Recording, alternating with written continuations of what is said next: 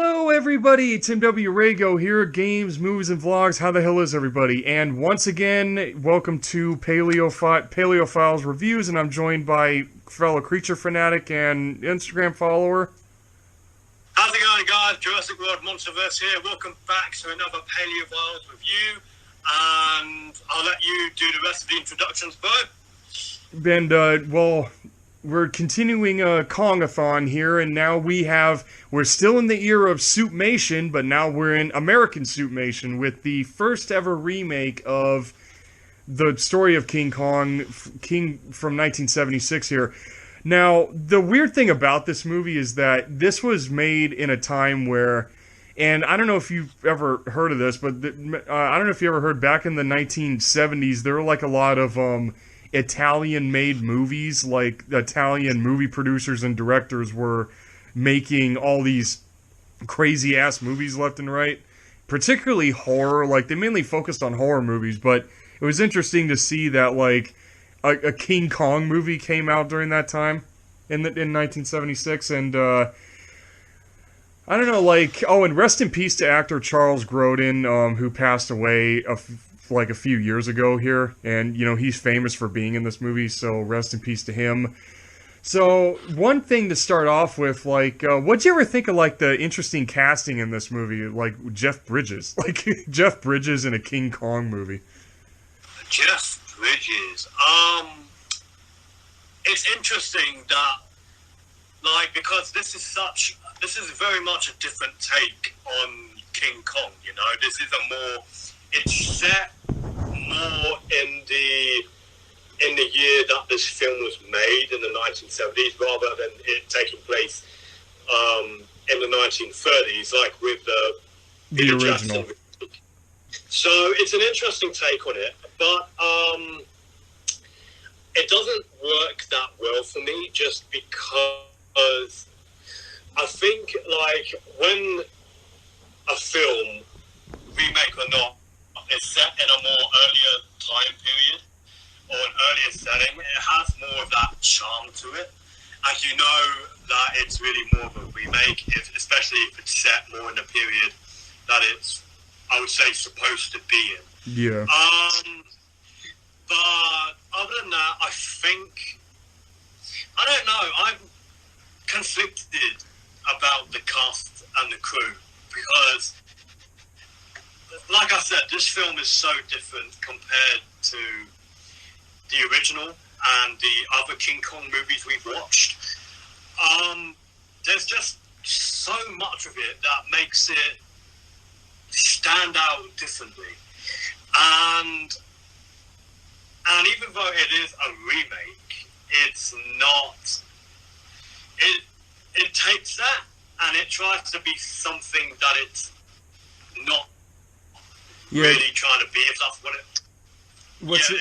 If that makes sense. And it's a remake that tries to be much different, and it doesn't really work for it. Yeah, so, and actually, the crazy thing is about this movie is that it takes bits and pieces, like, from the original movie, like, throughout it. It takes, like, some scenes here and there, like the train attack and fighting a serpent-looking thing, and... You know, of course, with every Kong movie, there's the infamous sacrifice scene. And then one odd little thing that I kind of find weird was, in the original movie, the chief of the natives of Skull Island told the main characters that they were willing to trade 6 of their women for the blonde, yeah. But in that movie, they never did that. But in this movie, they straight up do it. Like, you literally see 6 native women walk up out of this crowd, and the dude in the ape suit. You said like he was making you so uncomfortable because of the weird way he was dancing. Like, he was. I don't know what it was. It was just the way he was dancing, you know, in whatever they were doing and what they were partaking in. I don't really know, some sort of like festival or something like that. I don't know. I don't really know what native tribal peoples do. Yeah.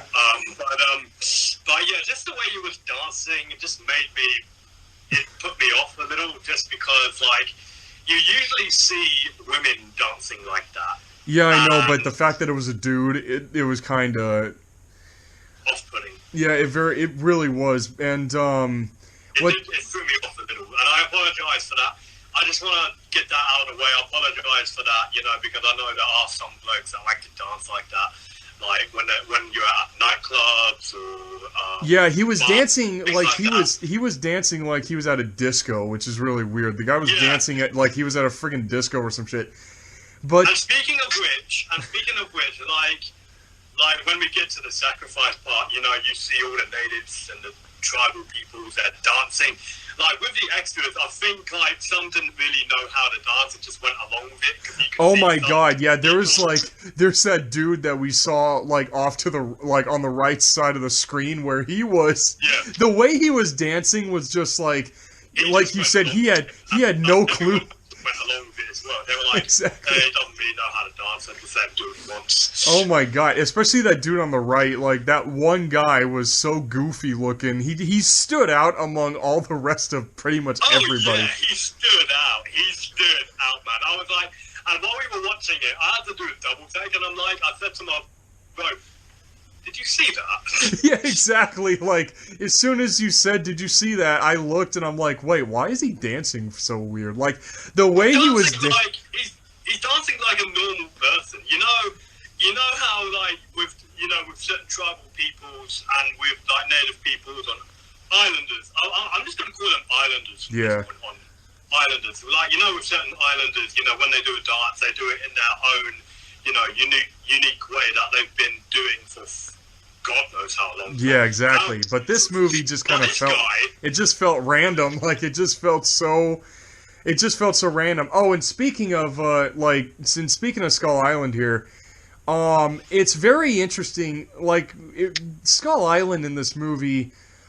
I was really, I think you said the same thing. It's like, it's very 50-50. Like, they filmed a lot of it in Hawaii, which, it's really off because Skull Island has weird...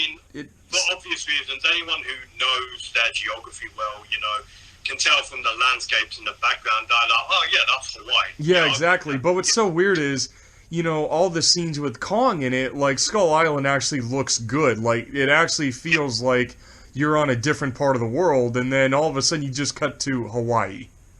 Yeah, and you were saying this yesterday while we were watching this together, and you were saying, like, at the start, with Skull Island, it doesn't really feel like you're on this entirely different place, That's the feel the other Skull Island give in the other King Kong films, You're in this completely different place that's so much different from the rest of the world. Exactly. And Skull Island's basically a place where myth and science meet, and it's a place that has been unchanged since the beginning of time, because, there's still dinosaurs there and that. Yeah, exactly. Oh, and it's so nuts that there in this movie, there's the heavy lack of dinosaurs in this movie.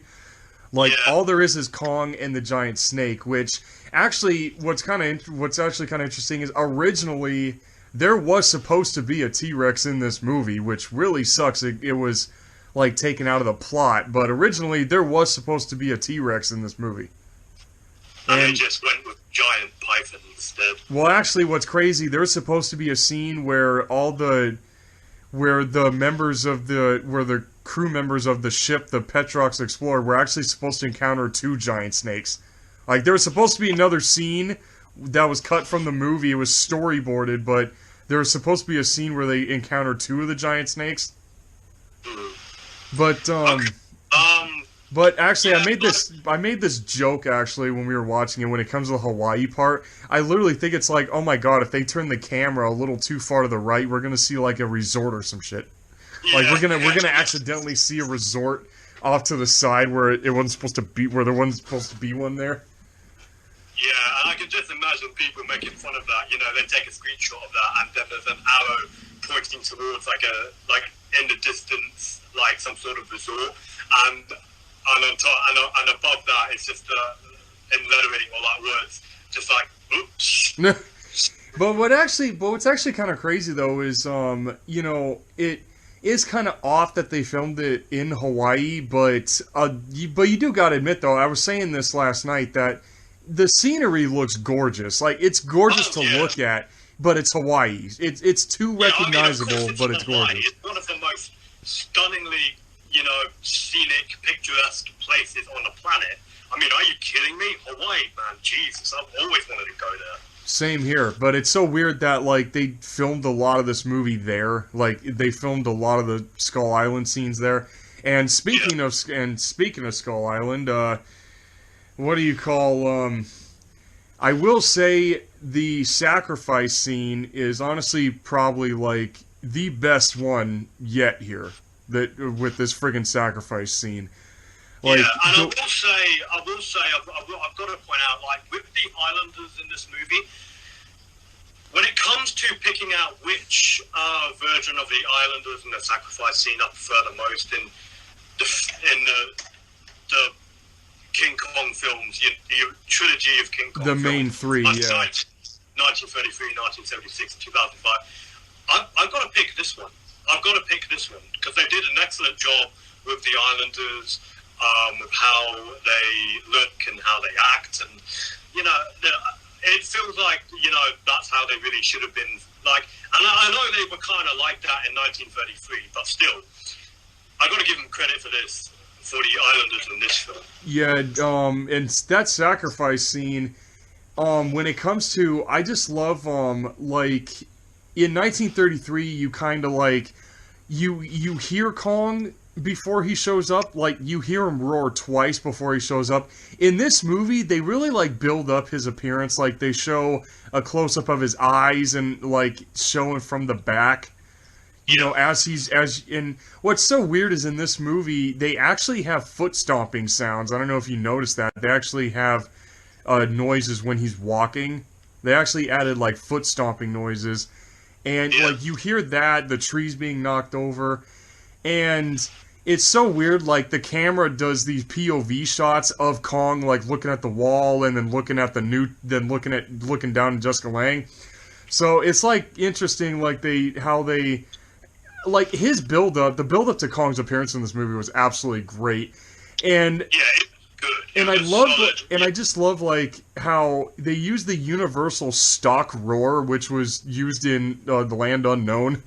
Like they use, and don't forget they used it for Toto in Gamera the Brave. Oh, and also in Jaws the Revenge. They used it for loads of different things. The Land Unknown, Jaws the Revenge, Gamera the Brave. This movie, Deadly Menace. Yeah, Deadly Menace had this roar, but it was so crazy. Like, when you see him roar, I don't know why, it just sounds great coming out of Kong.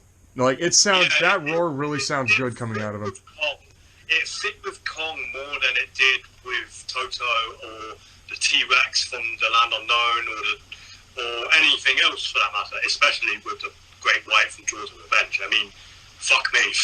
A roaring shark, right? A roaring shark. Like, just wrap your head around that for a minute. That was ridiculous. Very. But, and what's actually crazy, I love, like, how, and Kong's design in this movie, damn, for 1976, this suit done by Rick Baker was, and actually he wore it, I believe. I think Rick Baker was actually in the suit. The man who made the suit is in the suit.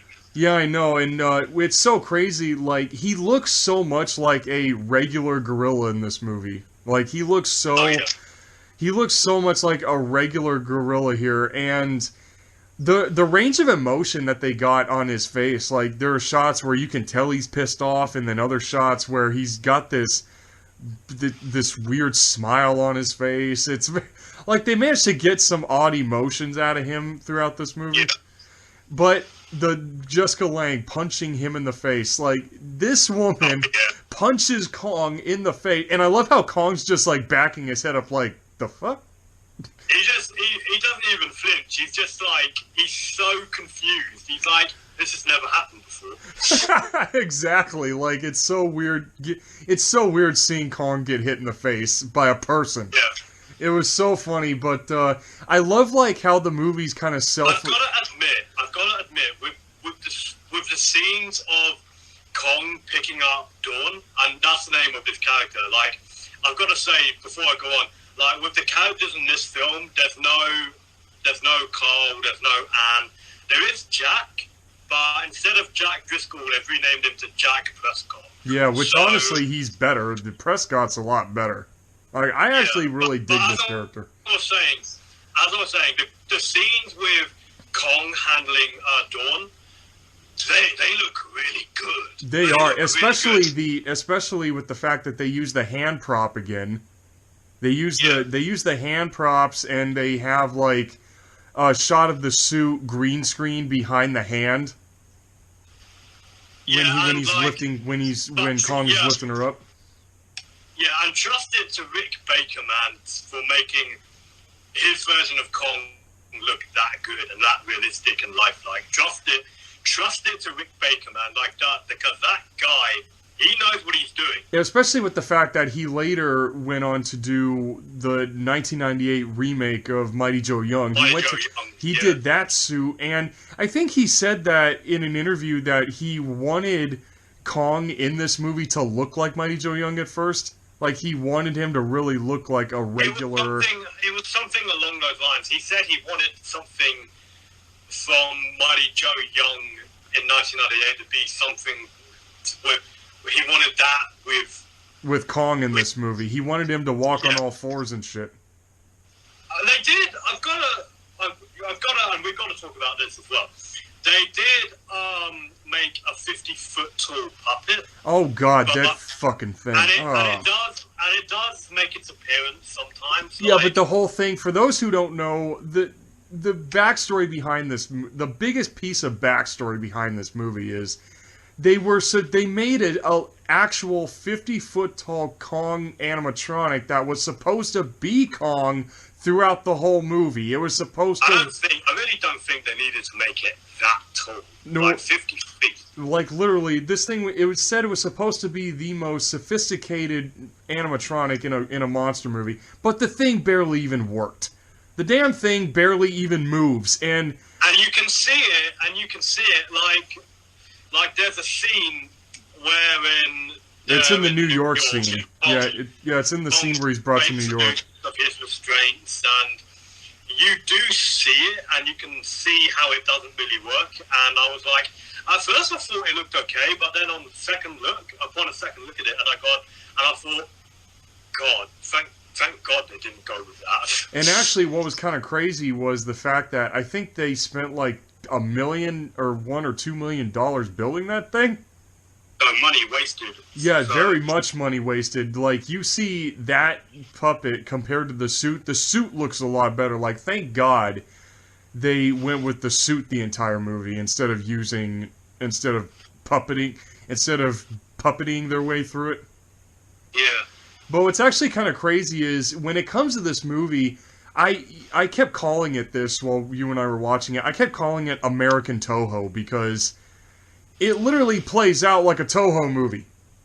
Like, you got people Yeah, that's right. Yeah, no, you said that, and I sort of agreed with you, because, like, it does feel like it's trying to pull that off. Like, it's attempting to be something that Toho does, and it tried doing that, but in its effort, didn't come off as the way it hoped it would. So honestly, there's like a lot of scenes where it does pull it off, like the New York escape scene where Kong is like, you see Rick Baker in the suit, and then you see the crowd. You know what I mean? So it's like there's some shots in this movie that work well. And then there's the miniature sets that, you know, Rick Baker was walking through. Like, the miniature sets, those honestly look oh my God, they honestly look fabulous. But the weird thing is, though, is that the dialogue in this movie. Like, you and I were like going, "What the hell?" The dialogue threw me off a lot. It was very I don't even know where to start. I mean, well, definitely the line where they go, where the main characters open the gates, and And Jeff Bridges goes, "What do you think did that? Some guy in an ape suit?" And come to find out, it was like the movie made fun of itself. I don't know why that line needed to be in there, but the movie kind of made fun of itself by saying, like, "What do you think did that? Some guy in an ape suit?" There's fucking dialogue, man. What the hell? Oh, and then there's this. Like, Jeff Bridges, I think, has the best dialogue out of this whole damn movie. Like, everything this guy says is such a smart-ass comment. Like, he's such a smart-ass the entire movie. "We have a girl out there who's running for her life from some gigantic turned-on ape." Oh my. Oh, and then there's like, the whole point of this movie was a oil company goes to Skull Island because they apparently got word that Skull Island has this giant oil reserve. So it's like, oh, there you go, people, greedy gas companies wanting to suck up all the world's oil and shit no matter where it is. Like, that's like kind of the point of this movie. And then sorry about that. Sorry, my dog's shot. We interrupt this Kong review to bring you Cats and Dogs: The Revenge of Britain, Britain's Revenge. Okay. Sorry about that. Just my dogs are in the background. What do you call? Oh no! And then there's also the one line I could not stop. I saw like your face. You were saying like, "Oh fuck me" at this line, but I was laughing my ass off. When there's a scientist on board this wild fiasco, where he took a sample of the oil and he said that it wasn't oil yet, like it had to take another like few thousand years for it to become oil, and Charles Grodin's face was the look of utter disappointment, and the guy says, "You'll have better luck filling up your tank with mule piss." Jesus. I could not stop laughing. Some of the dialogue in this movie it's something else. Who the hell was in charge of that script? Because they must have been having a blast with it. They so had to have been made. I don't know why, but it's like they literally were trying to were they trying to be funny while they were making this movie? Like, were they trying to be funny? Like, were they trying to make it a comedy or some shit? Because, like, the movie, like you said, it's self-aware of itself, and it's making fun of itself, like, with saying things like, "Oh, yeah, something about a guy in an ape suit," and then... I don't know what to say. I know, like, Kong 1976, this movie among... not only Kong fans, but monster movie fans, it's kind of a mixed bag. Like, there are people it's very much a mixed bag. There are people that say that they honestly, like, love this movie, and then there's people that say, like, it's a very unnecessarily made movie. Like, why was this movie made in the first place? I've read a lot of reviews with them saying how this is a pointless remake, and I sort of have to agree with them, because like was this really necessary at all? Because it doesn't really, even though King Kong is in it, it doesn't fill the shoes of a Kong movie, if you know what I mean. You know what? Actually, it's funny you say that. What you just said, that's something Corrupt Nostalgia said when he reviewed this movie. He said they made a Kong movie. Not sure about the King part, but they made a Kong movie. Like, that's pretty much how he worded it. Yeah, he said, in Corrupt Nostalgia's review of King Kong 76, he literally says, like, they made a Kong movie. Not sure about the King part, but they made a Kong movie. Yeah, exactly. Wait, what?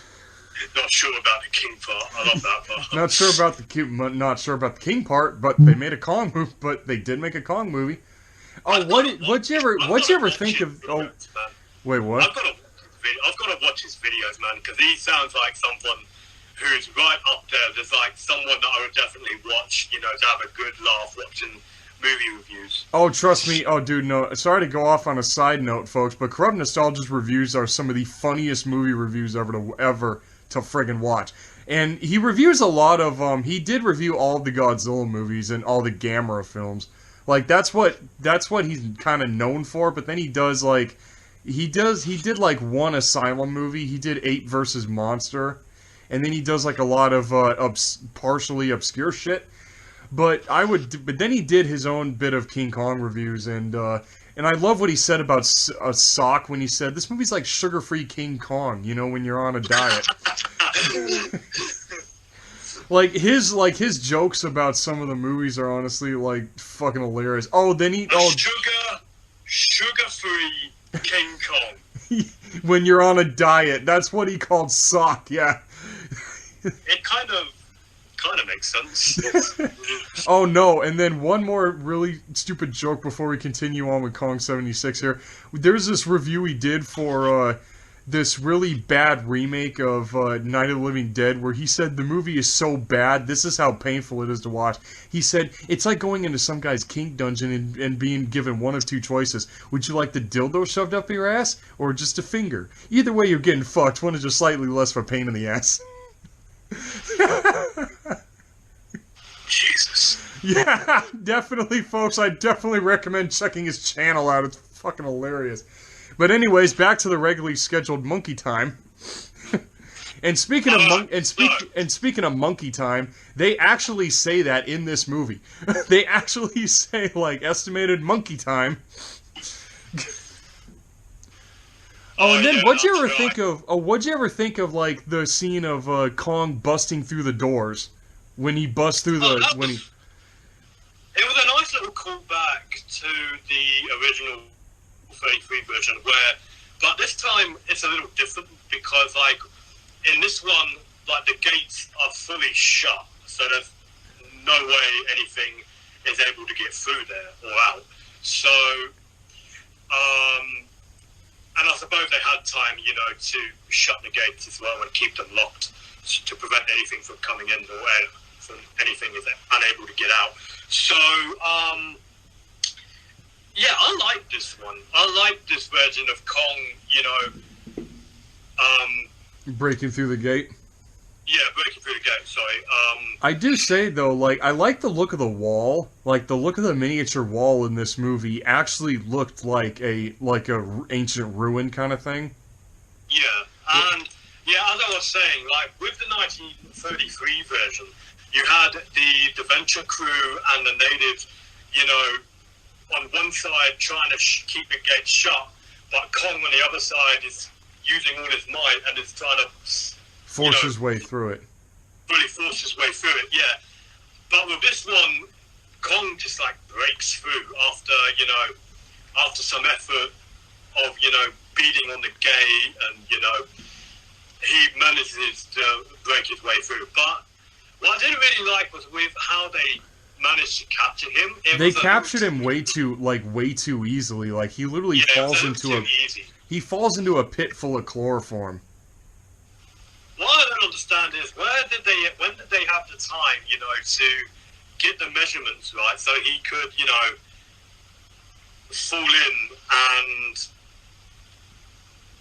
you know, sorry folks, my brain is fried today. I don't know why. I haven't even been at work today. I've got the day off, and my brain is just not functioning as it should be.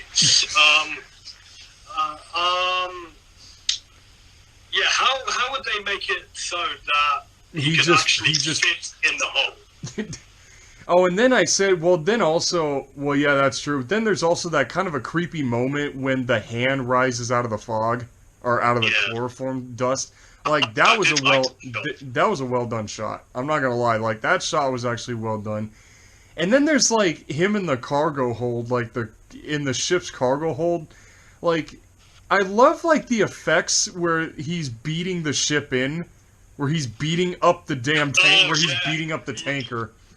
Yeah, he throws a punch at a wall, and on the other side of the wall is like this cabin's room, and there's a guy you know just lying in bed, and he gets throwing him to the other side of the room. Oh my god.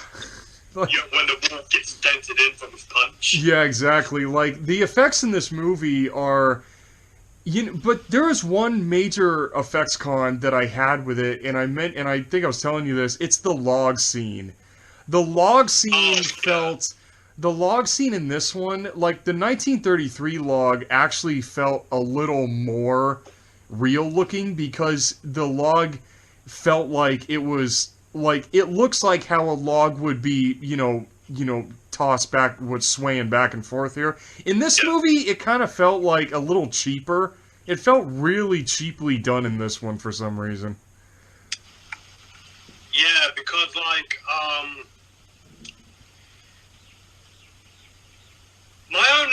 my only issue with that is like Kong just randomly appeared out of nowhere in that scene. Yeah, he just showed up. He's like a ghost. Oh yeah, he pretty much he ninjas his way through it, like Gamera did in the first movie. He just ninjas his way through all the scenes he's in. He's like, where the hell did you come from? He must have been there for a little while. Like, he must have heard the commotion from the men and must have been hiding in the background somewhere. And then when he felt like it was the right time to come out, he did it.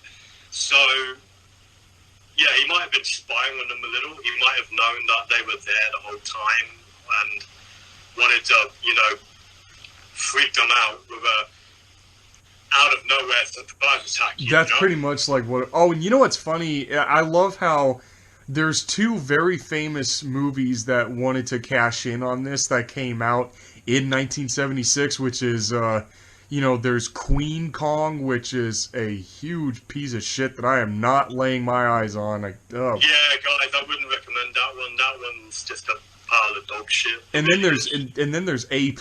Then there's Ape, which is the Korean movie. And what's so funny about Ape is that it was... Did you ever hear the re-release title of that movie?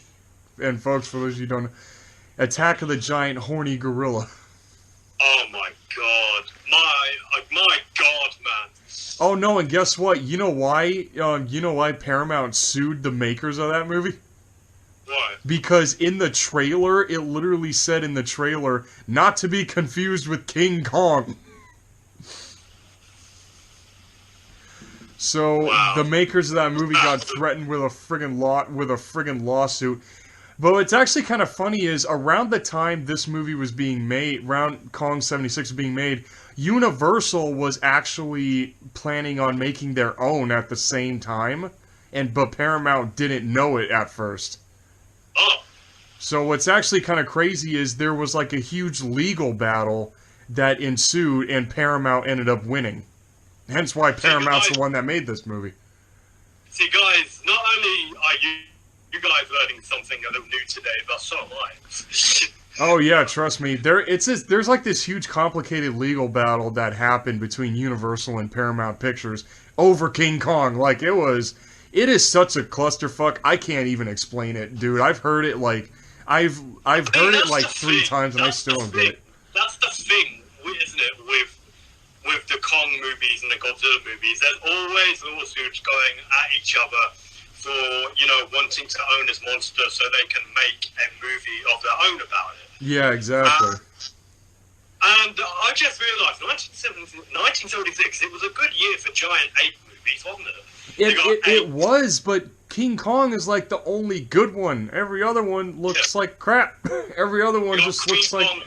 Like, from Korea, you got Ape, you got Queen Kong from the UK, and in the US, you got King Kong. Yeah, exactly. So it's just kind of weird how, like, King Kong's the only good giant ape movie to come out of that year. Yeah. But, and what'd you ever think of the snake fight? Like, Kong fighting a giant, him fighting a giant python. The giant snake, the python. Well, like we've talked about with this version of Skull Island already, like, I know you said you think it's good, Well, just the scenes with Kong in them. No, with the scenes of Kong, yeah, that's what I'm saying, with the scenes of Kong. But, for me, it's just very bland. And even with the scenes of Kong, it's still very bland because there's just nothing there. There's no dinosaurs, there's no prehistoric creatures of any kind. And all you have is just this unconvincing giant python. Oh, the puppet. Oh, the fact that the thing was a giant. The thing was a puppet. But I would be surprised if they pulled it on like fishing wire. Either that, or it could have been like an early remote control thing. Because the way it moves doesn't even remotely... If that's the case, then I would change my mind a little about that, because that would be cool. But sorry. Sorry, we keep interrupting each other throughout these videos. No, you go. But what was actually interesting is there's like the weird scene, like the weird shower scene, which is really weird. Like there's that odd shower scene where Kong gives Dawn a shower under the waterfall, and then he starts blow drying her by physically blowing on her. You know, his breath would reek, man. Yeah, I bet it smells like bananas. Nah, it would reek. It would. Ugh. Just the odor. Just imagining the odor of how. Ugh. Just imagine Kong's breath like just being blown in your direction. Yeah. But what But yeah, with that scene, I'm a little iffy about it as well, because like before that, you know, Dawn fell in some mud, and Kong takes her, you know, to have a shower. How would he know to do that? That was my question. Like, how would Kong know to do that? Like, I mean, could he have like gotten like mud stuck in his fur, and he used water to get it out of him? Like, would it like be from that? I guess. Yeah. Well, I just think it's interesting. Just like, how would he know? You know, when a human is muddy, a human needs to take a shower. So maybe he's guessing from that, like when he gets mud in his fur, he has to rinse it out, you know, via waterfall. So maybe it's like the same with Dawn. Oh, and then, well, that scene is just, and it's just like the weird look he gives her. Like he has this like big, creepy smile on his face with the. I call it a rapey expression. The rapey expression, yeah. Like it just looks really weird, and then comes like the New York City scene when he's brought to New York and he comes out of he comes out of a gas pump. He comes out of a freaking gas pump. A gas pump! Of all the things.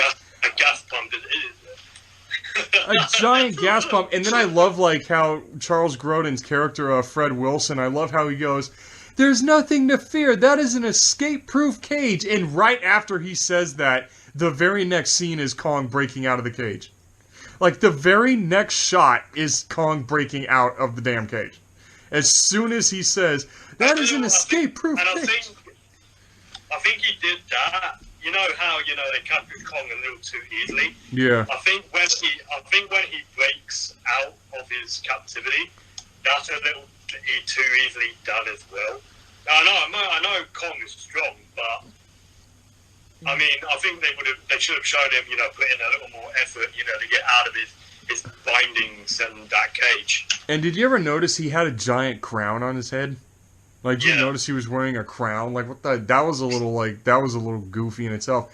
Oh, and then I will say, like, and then this scene drove both you and I crazy. Like, after Kong does the infamous train scene again, which looks something straight out of a Godzilla movie, you know, with shit blowing up, and like that train scene looks honestly really well shot. But then you just have it was very well executed. It was very well executed. But then what? I was shocked at how good it looked. Why in the hell? I mean, you have Jeff Bridges and Jessica Lange are getting chased by a giant 50-foot gorilla, and the first thing they do is stop at a bar.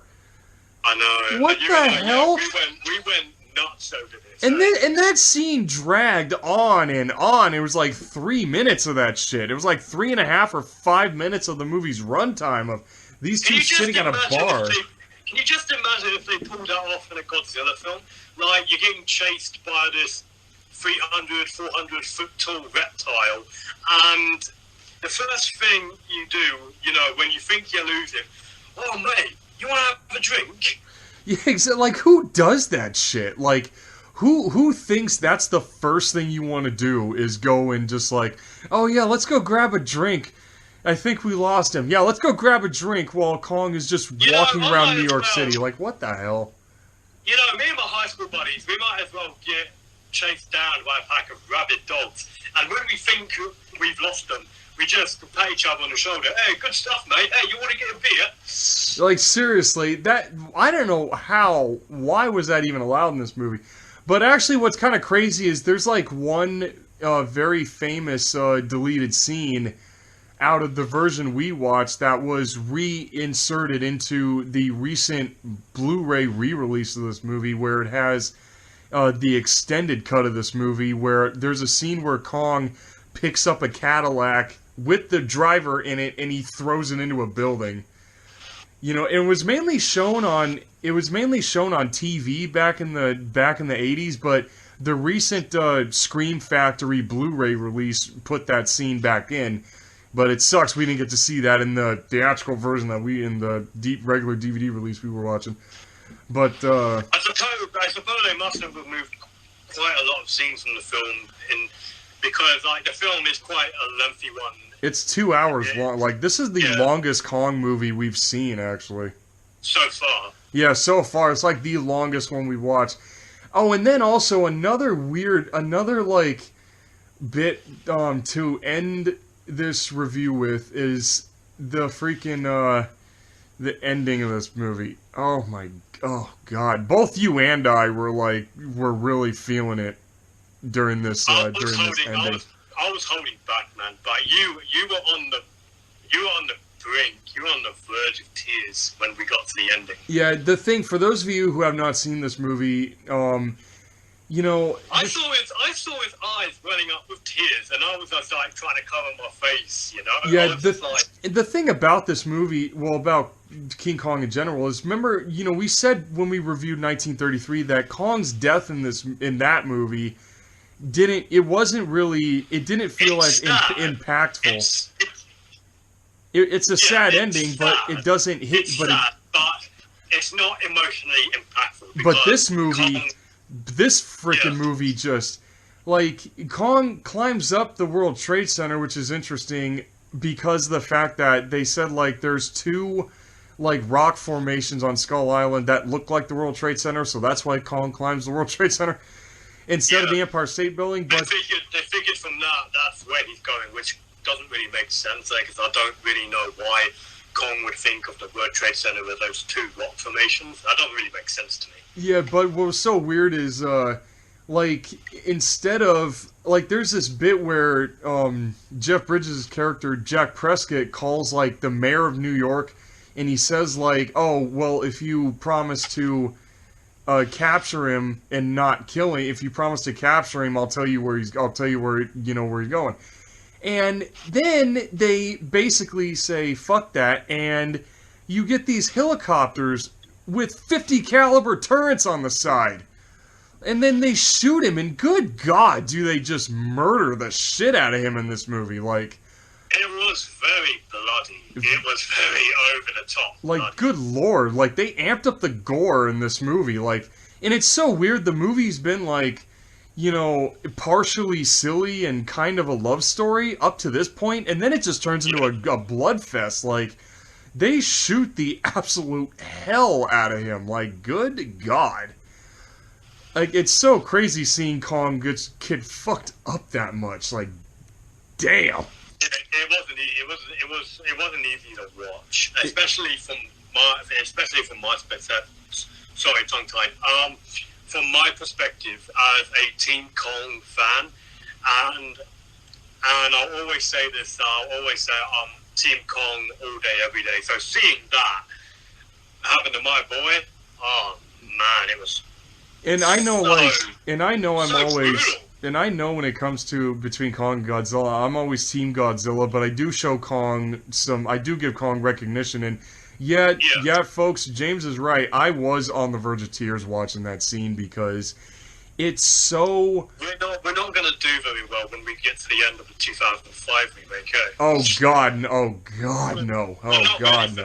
I'm not ready for that. Yeah, especially after the fact that we just sat through this movie. And what's even worse is, like, when he falls off, it's so weird, the effect of, like, the weird way he falls off the World Trade Center is, the green screen kind of feels weird. Like, it's the green screen behind Kong, you know, you see the buildings in the background. But when he when he lands on the ground, and there's these reporters that climb on his body, like they walk up on the body to like get pictures of his face or whatever the hell. Like that is kind of that. You said that you actually said that was really disrespectful to that. To that animal for them doing that. I was fuming. I was like, get the fuck off him, you fucking assholes! Yeah, like, dude, James was getting, like, really pissed off at that ending, and it was so crazy that during the end credits, you still see Kong in the background. Like, it was hard for me to read the end credits knowing Kong is still in the background. Like, they linger on that shot. Like, that ending shot, they linger on it for the entire duration of the end credits, which is, like, 3 minutes. Like, 3 more friggin' minutes, they just, oh my god. But overall, like, Kong 76, it's a movie that, oh, and actually, I should have said this at the beginning of the video, Dino De Laurentiis, the guy who produced this movie, he said the reason why, his famous quote about this movie was, when Jaws died, nobody cried, but when the monkey dies, people are gonna cry. Like... Guy's got a point. Yeah, he does, and it's so crazy that I've got to say before we conclude here, I've got to say, like, you know how in each Kong movie there's often the stereotypical cliche damsel in distress in this film. Yeah. Yeah, with this version of Anne, and I'm using air quotes, Anne. Yeah. Called Dawn. You and I were talking about this yesterday. Like, neither of us didn't really know how to feel about her because at first, she was all calm with Kong, and then in another scene, she was all freaked out again, and they would go from that over and over again. It would, yeah. That was kind of. But then her character in the movie, she was kind of stupid. I don't know why. Like, she was kind of like she's kind of an oddball. Like she is an oddball. She wasn't not stupid. That was rude, but did a great job. The actress did a great job, but it's just been such an oddball performance. Exactly, and especially the fact that this is Jessica Lange's very first movie. Like, this was her debut. And really? This was her very first movie. And actually, I was reading on this before we came on to do this review that she spent 2 years after this movie taking acting classes. Yeah, I guess she could have used a little work. I know it, but also since it's the 70s, I can't believe this. I every time I've heard this line, I can't friggin' believe that a porno movie gets mentioned in this. Like, she mentions this movie. She mentioned there are several. I'm just gonna say it. Pornography references in this film that I picked up on. Yeah, it's really off, especially the fact Dawn's sexual references there. Like Dawn's introduction, she was saying the yacht that she was on before it blew up, and we don't know how the hell that happened because we didn't get that scene, which would have been kind of awesome. But she was saying have you ever met anybody whose life was saved by Deep Throat? Like, why are you mentioning that in a Kong movie? Like, what the hell is that shit? Like, why? That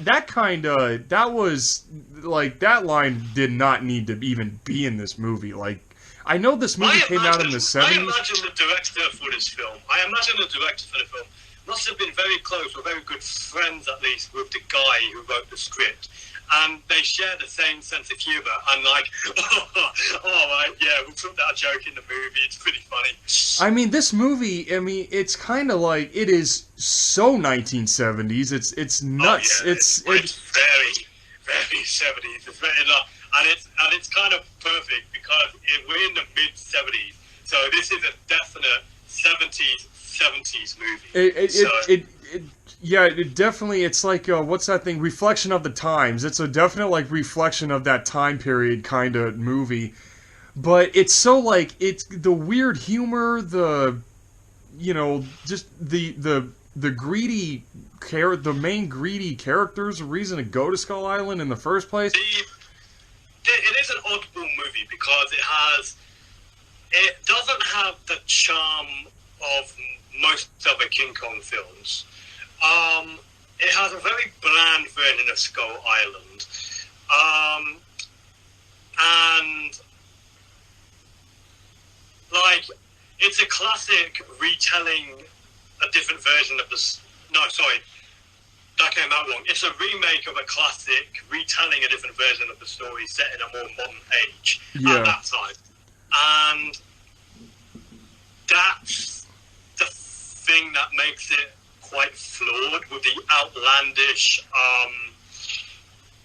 dialogue and the witty humor. If that's the right term. I think in all honesty, the only, like, the best part about this movie is Kong. Like, that's, like, he's the best part of the whole of, like, the entire movie. But it's so weird that the pacing of this movie really wasn't that bad. It actually flew by. Like, well, the bar scene kind of. Maybe it was because you and I were watching at the same time, and we were talking like throughout it, like how we're talking now. That made the pacing go a little quicker. But if we watch it on our own, maybe it would feel like slow. It would end up feeling like slower. Yeah, it wouldn't be as favourable. So, but I will say, like with this film, with how it starts out, which is 50-50 sort of thing, you would expect a film like this to have a really, like, horrific version of Kong where he looks awful, but no, like, Kong steals the show in this movie. Like, every scene he's in, how good he looks. It surprises me every time I watch this film. Yeah, especially with the fact, like, dude, especially Rick Baker with that suit. And it's also the fact that after, like, in the 90s and 2000s, he would go on to do the aliens for Men in Black. So Rick Baker knows how to do good practical makeup effects. And what's so weird is, like, a couple years before this movie, he did Schlock. Like, he made the ape suit in Schlock. Oh, yeah, the movie. And directed by John Landis. John Landis, yeah. And actually, you know, Schlock was his debut, was Rick Baker's debut. Wasn't it John Landis himself who was Schlock in that movie? It was, yeah. That was John Landis himself that did this. But it's so weird that movie came out, like, a year before, like, 1973 or 75 or some shit. And then you got Kong here. So I guess somebody recognized him for Schlock and had him go on to basically play with the big boys and tackle, you know, King Kong. So it's like, but he did it greatly, and yeah, you're right, he steals the show, like, every scene he's in. You know, he's honestly the best part of this movie. Like, the main title character, it's himself, is the best part of this whole movie. Yeah. But, alright, so, is there anything else left to say? Are we done? Or? I honestly, I think there's really not much more to say about. What would you rate it out of 10? Like, what's your rating on this movie? I would give it a solid 7. I think it's a solid 7 out of 10 movie, just because, like, even with how flawed it is, it's not flawed in a way that makes it stand out as one of the worst movies of all time. Like, it's a flawed movie, but it's still a good movie it's still a fun movie to watch. It's still a possible movie to, you know, and I would at least give it at least one watch if you're interested.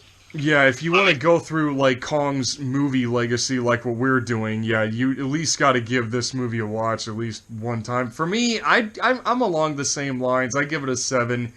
Like, there's a lot of things about it that look great, but it's the flaws in it that kind of, like, make it like, oh, you got to be kidding me kind of, like, oh, you got to be joking me kind of thing. Yeah. All right, well, that was a long review. We were talking about this movie for 53 minutes. I didn't think we were going to be talking about this one for this. Honestly, I thought we were going to talk about it longer. I mean, I'm shocked. Yeah, shocked too, but I hope you guys all enjoyed this. Please be sure to follow Jurassic World Monsterverse Jurassic World Monsterverse 2 on Instagram. The link to his Instagram will be in the description below.